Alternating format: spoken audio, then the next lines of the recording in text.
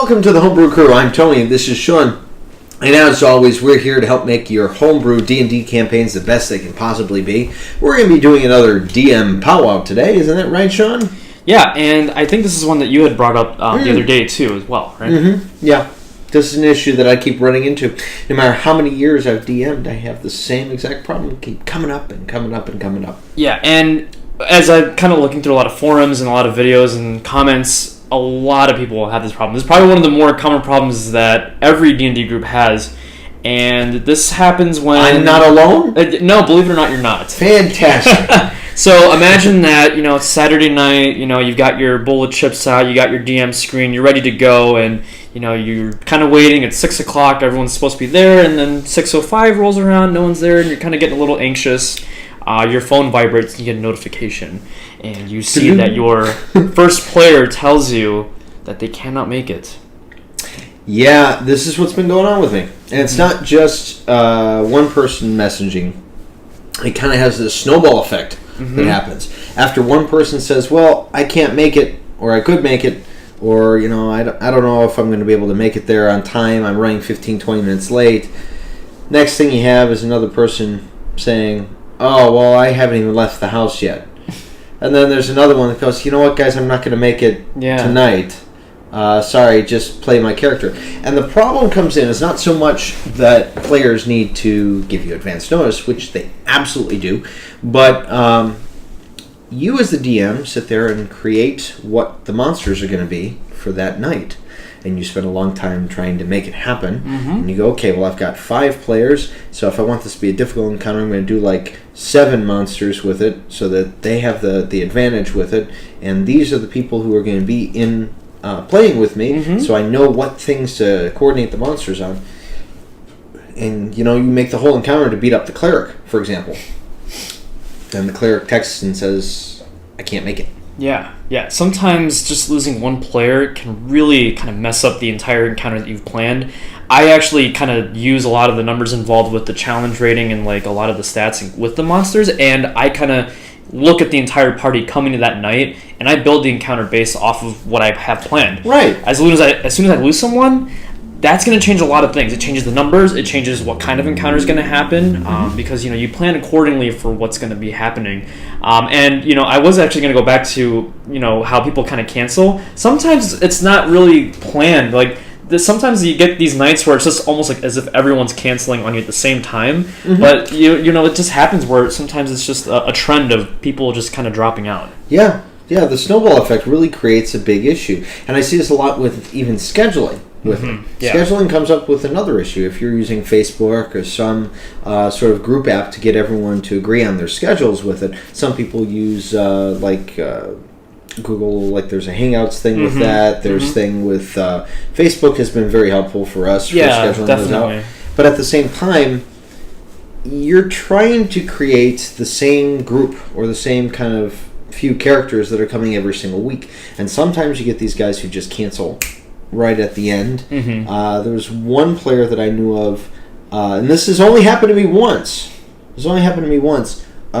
Said that they were not coming, and then they showed up about halfway through the campaign and wanted to play.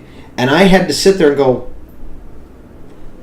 I could have written you in had I known you were coming. And then you didn't show up for the beginning of it, so I knew you weren't coming. And then you showed up, and now you want in while they're in the middle of combat? Yeah. I can't do that. And you don't want to be a guy who's upset because your player wanted to show up, and he's like, yay, I surprised everybody. Yeah. And you're sitting there like, yay. Yeah. So what do you do? That's the question. What do you do? And, people canceling causes a lot of stipulations on your campaign. So, honestly, and with anything that you do when you're DMing is you kind of have to be prepared for people to cancel. So if you do plan encounters or if you do plan things for your story, maybe not have it completely planned out, but at least possibly know what you're going to do when you get knocked down from 5 to 4 or 4 to 3 or whatever it is. Yeah. That's kind of the first line of defense, I would say. And sometimes you can do that as just as easily as including several of the same monster there and removing a couple of them. Remember, even if you're doing combat rating on an encounter with that, they're kind of a guideline for what you have. But you can look at it this way. The encounters in 5e are very simple. The side that has the most people has the advantage in the combat. Mm-hmm. So if you've got 7 monsters versus 5 people and you want it to be difficult still, you keep that same ratio. So you lose a player, okay, you just keep that same ratio from the number of players you have to the number of monsters. Mm-hmm. If you want it. So you can easily just drop one of them out. So that's one way to do it. Yeah, and that's kind of going to be the first thing you're going to do when someone does cancel on you. Now, if it turns out to be a reoccurring thing, kind of look at what exactly is happening. Is it one person? Is it a couple people? And kind of look into why it's happening. It could be someone that had another, maybe it's their job, maybe it's another hobby that they just didn't tell you about. And, Sure. At that point, there's a lot of things that you can do. You can try and work around their schedule. You can try and see if there's a different time that works better. But the biggest problem comes when someone is just flaky.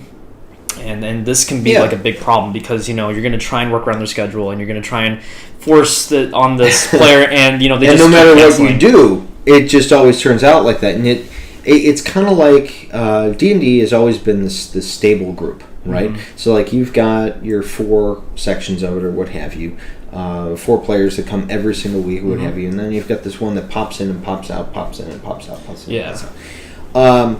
Not to go on this, but there are several ways that you can do that. If you know that a person's schedule is going to take them in and out occasionally, work it into their character where they go off from time to time. Yeah. We've got a player right now we usually play on Sundays, and the player has been working Sundays now.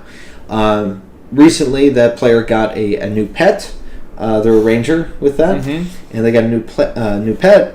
And what we did was we said, okay, well, during this time until your schedule works out, what have you, let's say that you're out and you're training that pet, because it kind of gives that story and background, creates that bond between that. So you can always create that with your player and see if they can do that. But if it's something that's constant and an issue like that, right? That's a bad one. Yeah, absolutely. Maybe a verbal one, but I think with anything, whether it's they cancel or for some other reason, if a player becomes a problem and it's consistent and you've tried everything and they're still, being that same problem, you might have to get to a point where you have to ask them, like, hey, I don't think this is going to work out, Yeah. And it happens, and, especially if it's just one player, hopefully, you kind of want to think of the better of the group as well. I mean, if you've got like 4 wonderful players that are going to be there every week and are going to be consistent and you just got the one, you're going to have to kind of go with the majority at that point. You don't want to cater to that one person. Yeah. Exactly. And, it's not the end of the world if one of your players can't make it anymore or what have you. You just got to be creative in how you're going to write them out. Because the story does matter to your other players that are attending every single week. Mm-hmm. And it tends to work out okay. Yeah, definitely. I will say if you have a problem where most of your players are being bad about this, you might have to consider a different group. You're going to have to, plan everyone's schedule out differently, and that happens too. And, of course you don't want to try and find a different group, but that's just how it's going to end up sometimes. Scheduling can be a very tricky thing. But it does kind of hurt when you have something planned and everyone agrees and then they just kind of change their mind. Well, thank you, Sean. It's been super helpful to me, and I'm sure it's been helpful to anyone else that's experienced the same issue. Hopefully, with it. And if not, then definitely tell us, because we're here to listen to all the problems that you possibly can have in your campaign. We're your D&D therapist, so please let us know. Yes, we've done this. In fact, if you would like to write us, you can write us at DMBrewCrew@gmail.com. We keep saying that's going to be down here, but it's not. So it's going to be in the description below. Yeah, it's going to be somewhere. But there is a subscribe button that should be popping up right about here. And right below us, in this section, you will have the videos that will be coming up. Mm-hmm. Some of our other stuff. We've got some interesting things on the channel. Why don't you go ahead and check them out. So, just remember, the best campaigns are always the home brewed campaigns. So until next time, keep brewing.